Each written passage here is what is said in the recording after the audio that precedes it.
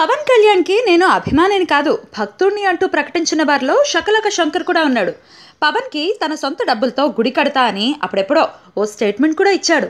అలాంటి శకలక శంకర్కి పవన్ చేతిలో బడిత పూజ జరిగింది అంటే నమ్మగలరా? అవును, ఇది నిజం. పవన్ చేతిలో శకలక శంకర్ దెబ్బలు తిన్నాడన్నది లేటెస్ట్ న్యూస్. ఇదేదో సినిమా షూటింగ్ కోసం కాదు, నిజంగానే. సర్దార్ గబ్బర్ సింగ్ సినిమాలో శకలక శంకర్ కూడా ఓ పాత్ర పోషిస్తున్నాడు. గబ్బర్ గ్యాంగ్ లో ఓ కానిస్టేబుల్ అన్నమాట. సర్దార్ షూటింగ్ హైదరాబాద్ లో శరవేగంగా సాగిపోతోంది. రిలీజ్ డేట్ దగ్గర పడ్డంతో ఆఘమేఘాల మీద సన్నివేశాలు చిత్రీకరిస్తున్నారు. శకలక శంకర్ ని మంగళవారం ఉదయం 9ంటికి రమ్మంటే తను నిదానంగా 12 గంటలకు వచ్చాడట. అదేంటి అని అడిగితే తలతిక్కగా సమాధానం చెప్పాడట.